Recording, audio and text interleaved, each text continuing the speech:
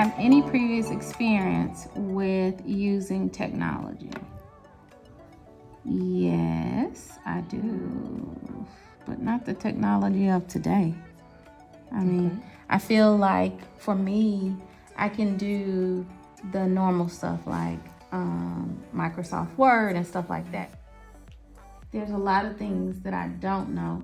I'm not good at doing the posters from Canvas.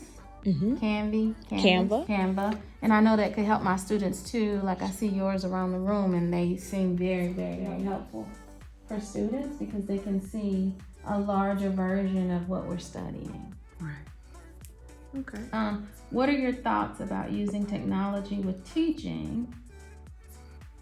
I'm gonna say want knowledge but need a lot of help. Okay.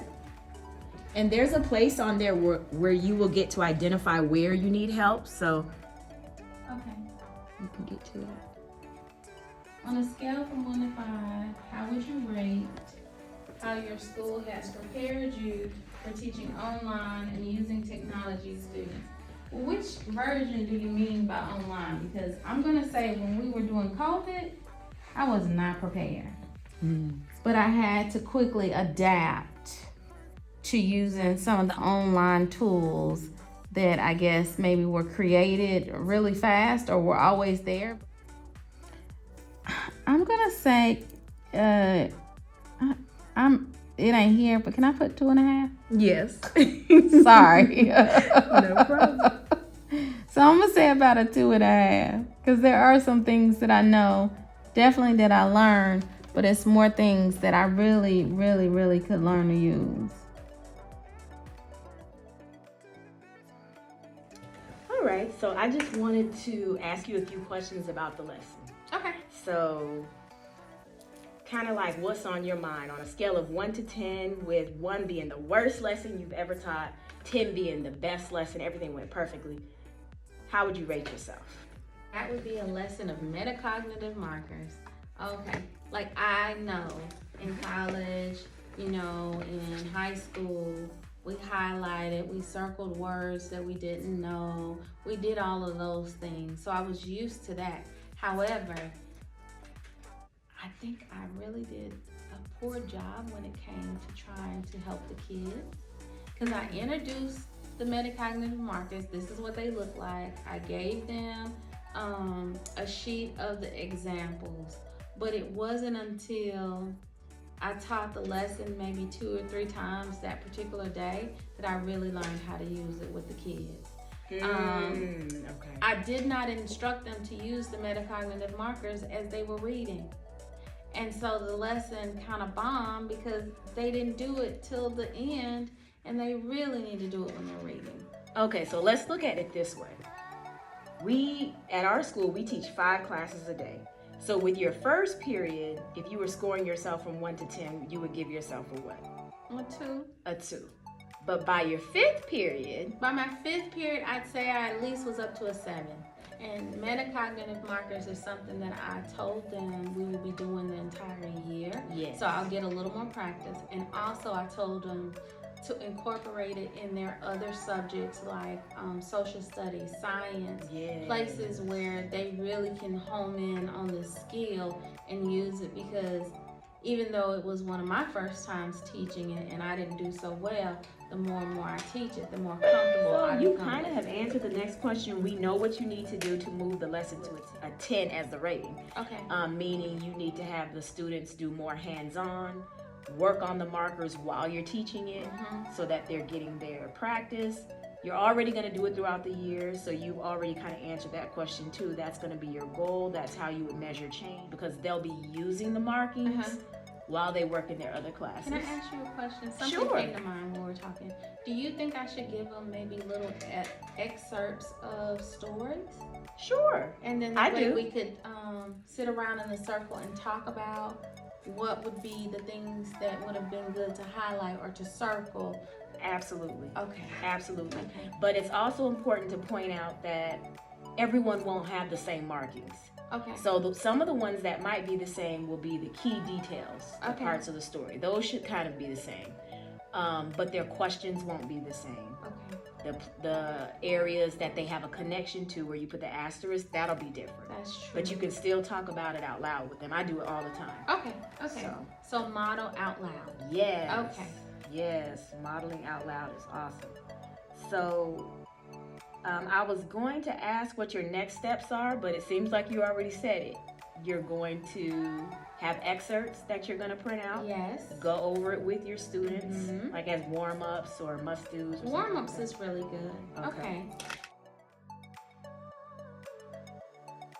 What 3 things or applications do you want to focus on with our technology-based coaching sessions? I definitely want to focus on Common Lit. Okay. So,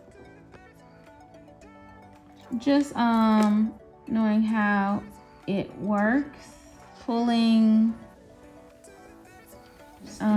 grades when they're assigned. Okay, pulling the grades, pulling the data. Yeah, I'm gonna put data right here. I know we worked on it a little bit, but just assigning. Yes, being able to assign the tasks to the students and the different options you have when assigning. Yeah, and definitely making the data work so that I can help my students. So I'm gonna put an arrow right here. Is that okay? Yep. What else do I need help with? Oh, it's so much stuff.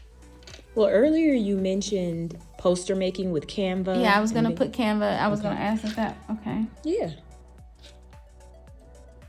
Because, like I said, I see how you use it in your room, and it's not just for making posters. It's also for putting strategies.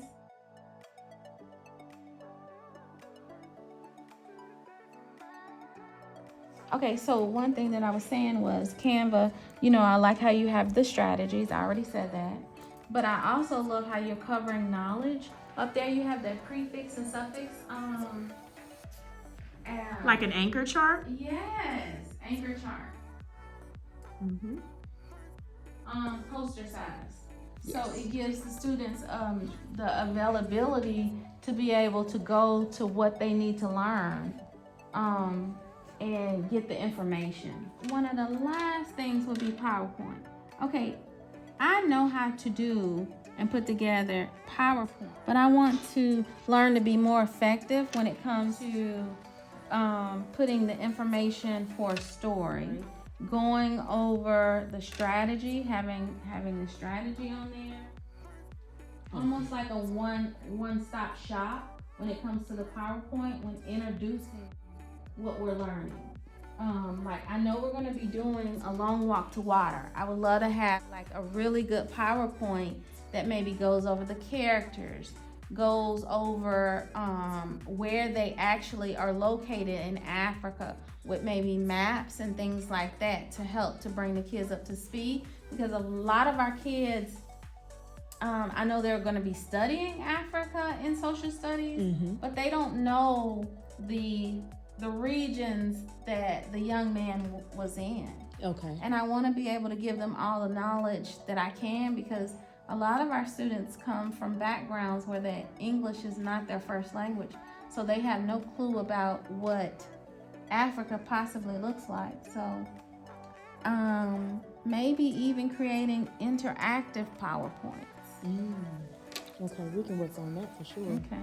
And Canva actually has slideshows as well that have a bit more transition opportunities and movement and things of that nature. So we can do that with Canva. And then with the Canva slideshows, you can turn them into PowerPoints too. But you'll still have extra movement and things waving in and out. So just to make your lessons more interesting when you're introducing new text and stuff like that. I like that because I want to make sure that I open up all the doors that I can so that they can understand what they're reading when they're reading it. And I feel like PowerPoints is a great way to do that because the kids are able to focus on it. And I can also upload it to CTLS. I'll know that you want slideshows, so I'll do that in Canva and PowerPoint a little bit. Okay. But we'll also focus on how to incorporate all of these into CTLS. Okay. Because CTLS is our major hub where we're supposed to put all the information for our students, correct? Yes, okay. for Cobb County Just want to make sure. Mm-hmm. Yeah, I'm going to need a little training on CTLS because it's a lot of things that I don't know. that possibly could be really useful for the kids when I'm not with them. Thank you for your time.